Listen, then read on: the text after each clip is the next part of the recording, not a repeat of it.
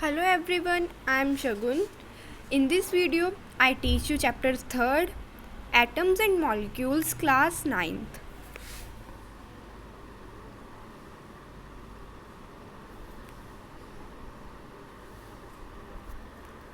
अब जो ancient Indian and Greek philosophers थे वो हमेशा अननोन और अनसीन फॉर्म ऑफ मैटर की तलाश में रहते थे.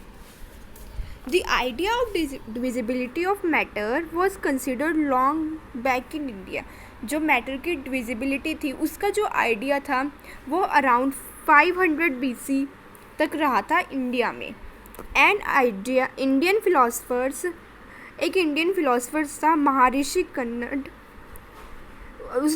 उसने postulated that if we go on dividing matter, अगर हम जो मैटर है उसको डिवाइड करेंगे हमें एक स्मॉलर और स्मॉलर पार्टिकल्स मिलते रहेंगे मैटर के. उसने इस मैटर को तब पदार्थ कहा था. अल्टीमेटली एक स्टेज ऐसी आ जाएगी जब हमारे पास मैटर इतना स्मॉलेस्ट पार्टिकल होगा मैटर का, हम उससे ज़्यादा उसे ब्रेक नहीं कर पाएंगे, उसको डिवाइड नहीं कर पाएंगे. वो हमारे लिए पॉसिबल नहीं होगा कि हम उसे डिवाइड कर पाएँ. उसने इस पार्टिकल को मैटर के नाम दिया था परमाणु. एक और इंडियन फिलोसफर्स थे, उन्होंने कहा था कि जो पार्टिकल है वो नॉर्मली एग्जिस्ट करता है कंबाइंड फॉर्म में. वो give us various form of matter, जिससे हमें वेरियस फॉर्म ऑफ मैटर मिलती है. अब एंशियंट ग्रीक फिलोसफर्स थे, उन्होंने सजेस्ट किया if we go on dividing matter, अगर हम मैटर को डिवाइड करते रहेंगे एक स्टेज ऐसी आएगी जब particles can not B divided further. जो पार्टिकल्स है वो फर्दर डिवाइड नहीं कर पाएंगे.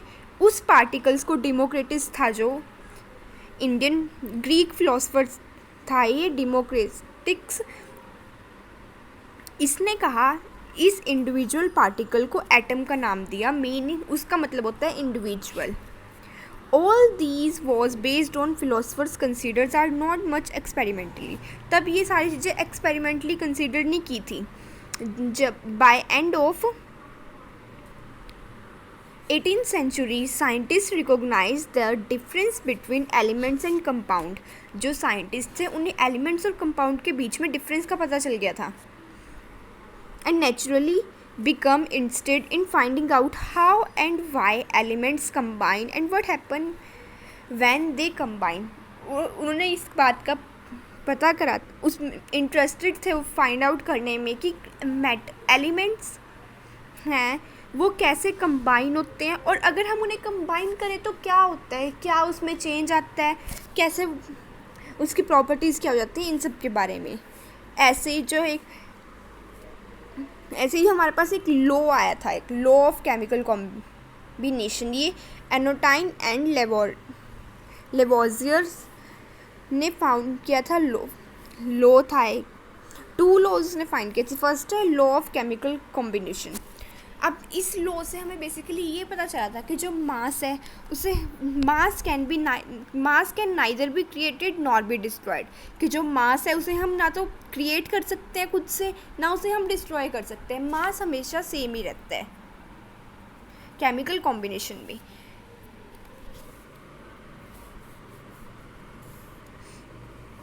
अब लॉ ऑफ फर्स्ट है जो मास वाला लॉ था वो हम स्टडी करेंगे, उसको एक एक्टिविटी से देखते हैं कि कैसे मास है जो वो सेम ही रहा. लॉ ऑफ कंजर्वेशन ऑफ मास. ये क्या था लॉ, कि जो मास है उसे हम ना क्रिएट कर सकते हैं ना डिस्ट्रॉय कर सकते हैं.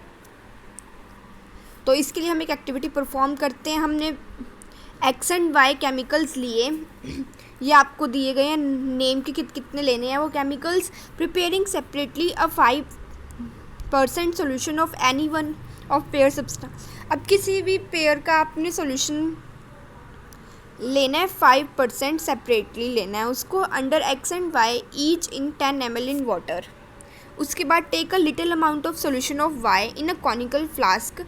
उसके बाद जो वाई था उसको कॉनिकल फ्लास्क में ले लेना है उसके सोल्यूशन को, और एक्स को एक इग्निशियस ट्यूब में लेना है. Hang the igneous tube in the flask carefully, इसके बाद उसको फ्लास्क में केयरफुली हैंग कर देना। जैसे देखो ये सोल्यूशन इसमें है, जो ये सोल्यूशन y है और जो इसके अंदर है सोल्यूशन ये x है। ये स्मॉल इग्निशियस ट्यूब है, ये कॉनिकल फ्लास्क है, ये थ्रेड है और ये कॉर्क है। अब आपने इसमें ये लिया, इससे आपको क्या पता चलेगा? उसके बाद आपको करना है weigh the flask with its contents carefully. अब आपको इसको फ्लास्क को वेट करना है कितना वेट है। उसके बाद आपको जो फ्लास्क है सॉल्यूशन x और y जब मिक्स हो जाएंगे वेट अगेन, उसके बाद आपको दोबारा से वेट करना है। मतलब आपको एक बार तो अलग अलग वेट करना है दोनों का, एक बार आपको इकट्ठे वेट कर लेना है इन दोनों का। What happen in the reaction flask, उसमें फ्लास्क में क्या फ़र्क पड़ा? कोई केमिकल चेंज, केमिकल रिएक्शन उन्होंने की, क्या कोई केमिकल रिएक्शन अकर हुई या फिर मास में कुछ चेंज हुआ? तो लॉ ऑफ कंजर्वेशन ऑफ मास, इससे हमें एक लॉ मिला, लॉ ऑफ कंजर्वेशन ऑफ मास, जो स्टेट करता है कि मास can neither be created nor be destroyed. जब हम इसका पूरे का जो कॉर्क वगैरह थी हमारे पास और एक ट्यूब थी, फ्लास्क था, कॉनिकल फ्लास्क था और एक ट्यूब थी, उसका हमने जब पूरे का इसका मास लिया तब वो सेम रहा इसके। और पहले एक बार तो हमने अलग अलग लिया दोनों का मास, एक बार हमने इकट्ठे लिया पूरे इसका, तो इन दोनों का मास सेम रहा। इससे हमें पता चला कि मास can neither be created nor be destroyed. अब लॉ ऑफ कांस्टेंट प्रोपोर्शन, अब हम पढ़ेंगे कि लॉ ऑफ कांस्टेंट प्रोपोर्शन क्या होता है। ये लेवेज़ियर also along with other scientists noted that many compounds were composed of two or more elements and each such compound have the same elements in the same proportional irrespective of whether the compound come from or who prepare। अब एक compound है जो वो to और मोर element से मिलके बना होता है, जो साइंटिस्ट थे उन्होंने देखा और उन्होंने ये भी देखा कि जो कंपाउंड है had the same elements in a same proportion, इनके जो एलिमेंट्स होते हैं वो सेम प्रोपोर्शन में होते हैं। और उसमें हम ये नहीं देखते कि जो एलिमेंट है वो कहाँ प्रिपेयर किया गया है, कहाँ पे वो बनाया गया और कहाँ से वो मिला है, हम उसमें ये सब नहीं देखते। चाहे वो जहाँ मर्जी से हमें मिला हो, उसमें जो कंपाउंड होता है वो प्रोपोर्शंस, एलिमेंट्स होता है वो उसकी जो प्रोपोर्शंस है वो सेम होती हैं। In a compound such as water, अब वाटर को लेते हैं हम, the ratio of the mass of hydrogen to the mass of oxygen is always 1:8। अब आप अगर वाटर को लेते हो तो उसकी जो mass of hydrogen to mass of oxygen ratio होगी वो हमेशा 1:8 होगी। चाहे आप रिवर का वाटर लो, चाहे आप लेक का वाटर लो, चाहे आप टैब का वाटर लो, जहाँ मर्जी से आप पानी लो, आपके पास जो भी प्रोपोर्शन उसकी जो आएगी रेशियो वो हमेशा प्रोपोर्शनल रहेगी, 1:8 वो सेम रहेगी। दस if 9 gram of water is decompose, अगर 9 ग्राम ऑफ वाटर है तो फिर 1 gram of hydrogen and 8 gram of oxygen होगी मिलेगी हमें। ऐसी जो एमोनिया है, नाइट्रोजन है और हाइड्रोजन है, ऑलवेज प्रेजेंट इन 14:3 बाय मास, ये हमेशा 14:3 में बाय इट्स मास होते हैं। वेयर एज द मेथड और सोर्स विच इज़, अब जो मेथड है उनका या फिर सोर्स है, चाहे वो जैसा मर्जी हो, जो मर्जी सोर्स से हम इसे ऑब्टेन कर रहे हो, जैसे मर्जी मेथड से ऑब्टेन कर रहे हो, but their ratio will be same. This lead to the law constant proportions, इसी से जो कांस्टेंट प्रोपोर्शन है वो लॉ आया था, which is also known as law of definite proportions. ये लॉ ने स्टेट किया था, ये लॉ में बोलता था in a chemical substance the elements are always present in a definite proportion by mass, ये जो एलिमेंट्स होते हैं वो definite proportion by mass present होते हैं। अब नेक्स्ट प्रॉब्लम थी जो साइंटिस्ट ने फेस की, to give explanation of this law. अब इस लॉ की एक्सप्लेनेशन कैसे दी थी? तो फिर जो British chemist John Dalton provide the basic theory about the nature of matter. Dalton picked up the idea of divisibility of matter, which was still then just a philosophy. He took the name atom as given by the Greek and said that the smallest particle of matter are atom. तो फिर जो ये Dalton थे, उन्होंने कहा था कि जो एलिमेंट्स वगैरह कंपाउंड है उनमें सबसे छोटा जो होगा वो सबसे छोटा होगा एटम सबसे छोटा होगा इनमें। स्मॉलेस्ट पार्टिकल होगा मैटर का atom. Dalton atomic theory provide an explanation for the law of conservation of mass and law of definite proportion. अब जो इनकी थ्योरी थी उन्होंने एक एक्सप्लेनेशन दी थी हमें लॉज के बारे में, जो कंजर्वेशन ऑफ मास और definite proportion. According to Dalton atomic theory, जो इनकी थ्योरी थी, उन्होंने कहा था कि all matter whether a element, a compound or a mixture is the smallest particle called atom. चाहे वो कंपाउंड हो, एलिमेंट हो या फिर मिक्सचर हो, उसमें सबसे छोटा पार्टिकल हमेशा एटम होगा। पोस्टुलेट्स थे इस थ्योरी के ये। All the matter is made up of very tiny particles called atom. Her matter एक सबसे छोटे टाइनी पार्टिकल से मिलके बना होता है, उसको हम एटम बोलते हैं। और जो ये एटम है वो केमिकल रिएक्शन में पार्टिसिपेट करते हैं। Atoms are individual particles which can not be created और destroy in chemical reaction.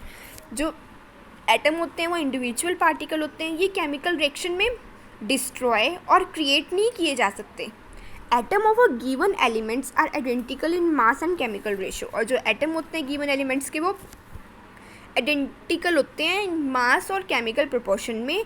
Atoms of different elements have different masses and chemical properties. अब जो सेम होंगे एलिमेंट, उनकी ये सब कुछ सेम होंगे मास और केमिकल प्रोपोर्शनल, पर जो डिफरेंट एलिमेंट्स हैं उनके जो मासेस और केमिकल प्रॉपर्टीज़ हैं वो डिफरेंट होंगी। Atom combine in the ratio of small whole number to form compounds. जो एटम्स है वो कंबाइन होते हैं रेशियो में स्मॉल होल नंबर्स और ये कंपाउंड फॉर्म करते हैं। The relative number and kind of atoms are constant in a given compound. जो रिलेटिव नंबर होते हैं एटम के वो कांस्टेंट होते हैं कंपाउंड में।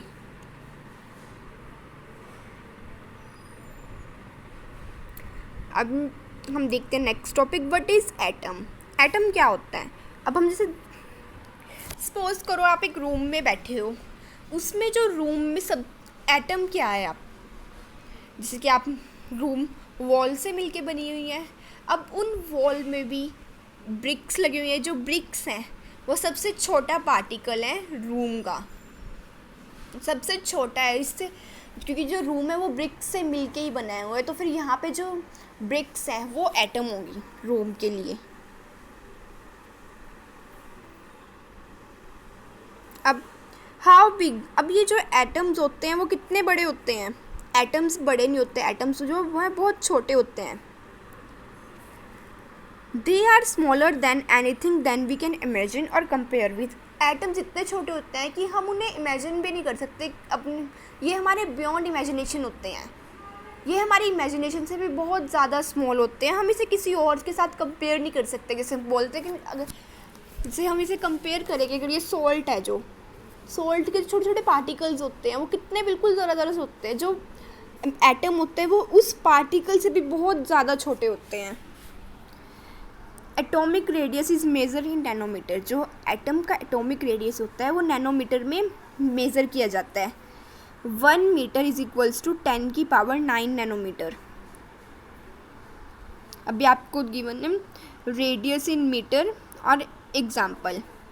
जो एटम ऑफ हाइड्रोजन का 10 - 10 की पावर 10, देखो कितना छोटा होता है इसका रेडियस। मॉलिक्यूल्स ऑफ वाटर का ये है। मॉलिक्यूल्स ऑफ हीमोग्लोबिन का 10 की पावर -8 है। ग्रेन्स ऑफ सैंड 10 की पावर -4 एंड 10 की पावर -3। एप्पल 10 की पावर -1।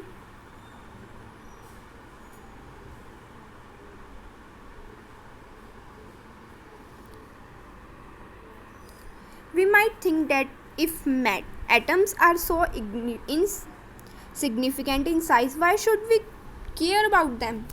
अब जब मैटर इतने छोटे होते हैं तो हम उनकी केयर क्यों करते हैं, हम क्यों इसके बारे में स्टडी कर रहे हैं। ऐसा हम इसलिए कर रहे हैं क्योंकि our entire world is made up of atom. हमारा जो एंटायर वर्ल्ड है वो एटम से मिलके बना हुआ है। We may not be able to see them, हम उन्हें देख नहीं सकते, बट दे आर देयर, पर वो होते हैं रियलिटी में। And constantly affecting whether we do, और हम जो कर रहे हैं उस पर इफेक्ट भी डालते हैं वो. Those modern techniques we can now produce magnified images of surface of elements showing atoms. अभी आपको एक इमेज दिखाई गई है सरफेस ऑफ सिलिकॉन की. What are the modern day symbol of atoms of different elements. अब हम देखते हैं कि एटम्स है जो उनके सिंबल क्या थे मॉडर्न. अब जो डाल्टन थे उन्होंने फर्स्ट साइंटिस्ट थे जिन्होंने सिंबल के थ्रू एक्सप्लेन किया था elements in various specific sense. When he use a symbol for an element he also meant a definite quantity of the element. अब उन्होंने जो सिंबल यूज़ किया था उन्होंने डेफिनेट क्वांटिटी भी बताई थी उस एलिमेंट की. Berzelius suggested that the symbols of elements be made from one or two letters of the. अब एक बर्जिल्स थे, उन्होंने क्या सजेस्ट किया था कि जो एलिमेंट हैं हम उन्हें पूरा पूरा नाम नहीं देते कि जैसे हाइड्रोजन हो गया, ऑक्सीजन हो गया, हम इनके छोटे सिंबल रख देते हैं टू या टू वर्ड्स के. कोई जैसे जो अभी डाल्टन ने तो हमें ये सिंबल्स दिए थे हाइड्रोजन का, carbon, oxygen, phosphorus, sulphur, iron, copper, lead, silver, gold, platinum, mercury etcetera.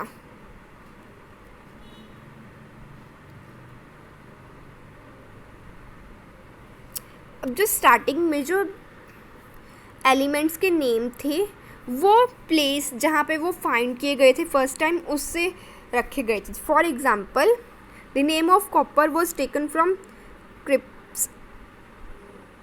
किप्रस.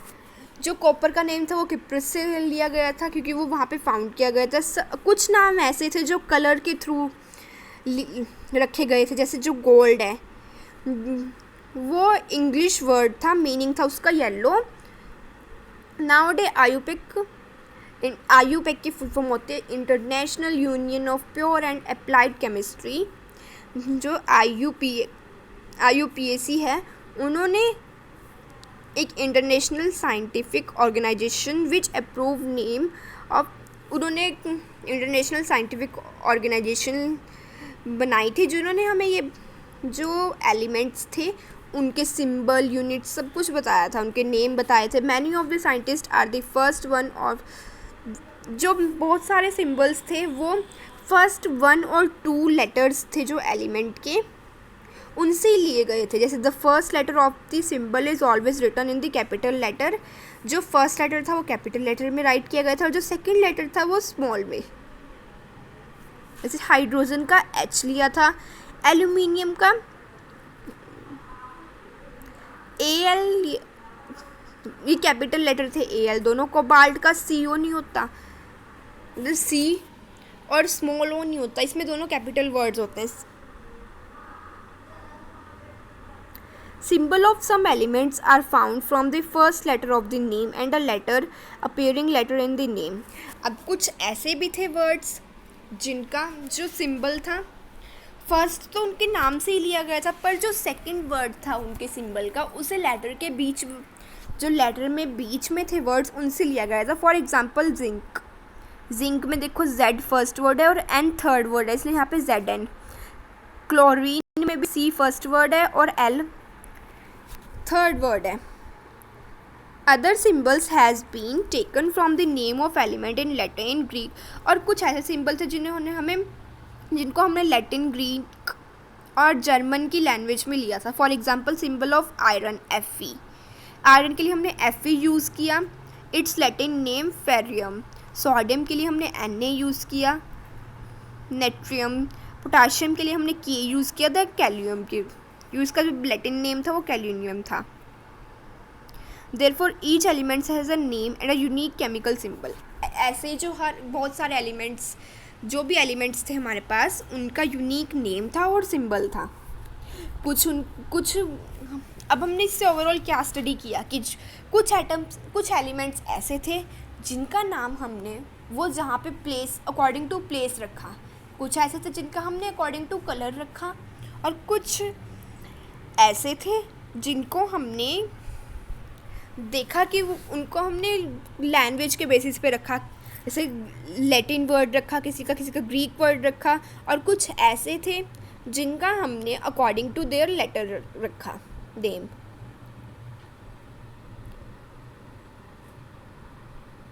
ये आपको गिवन है सिंबल्स कुछ एलिमेंट्स के, aluminium, argon, barium, boron, bromine, calcium, carbon, chlorine, cobalt, और ये सिंबल्स भी गिवन है, आपको नेम भी गिवन है।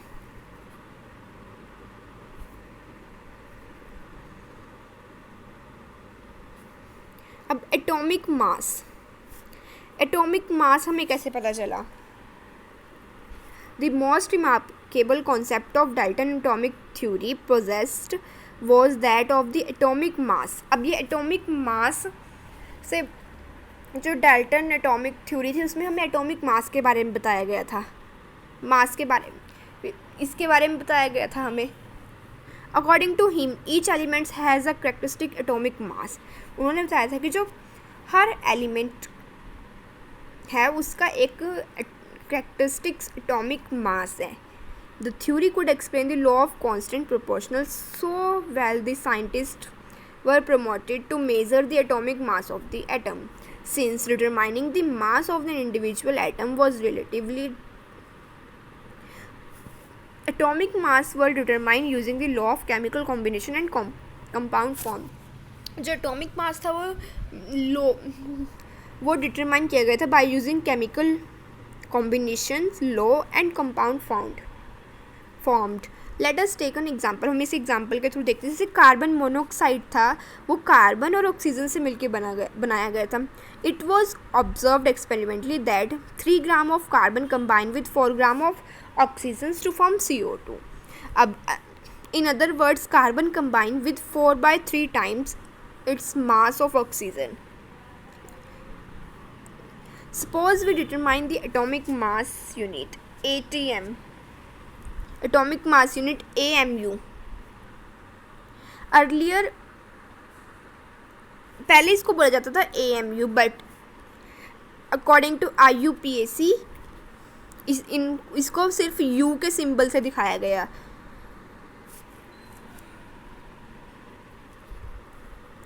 Undefined mass,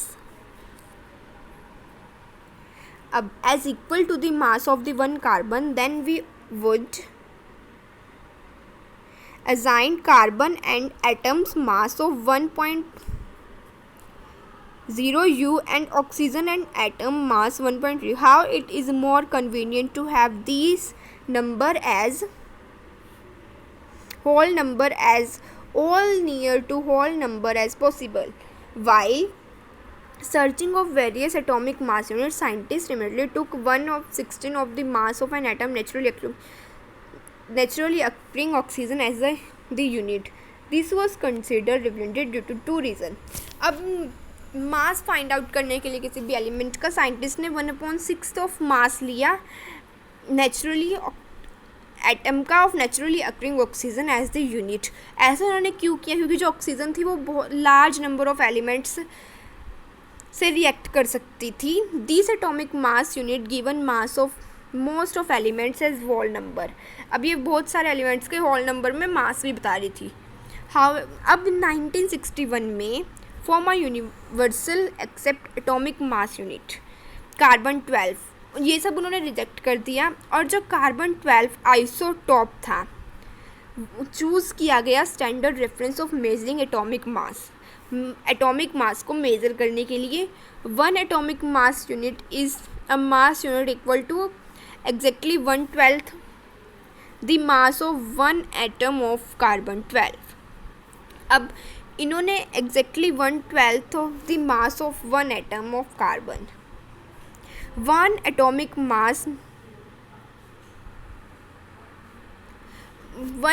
मास यूनिट को उन्होंने कहा कि mass unit equal to exactly 1/12 of the mass of 1 atom of carbon.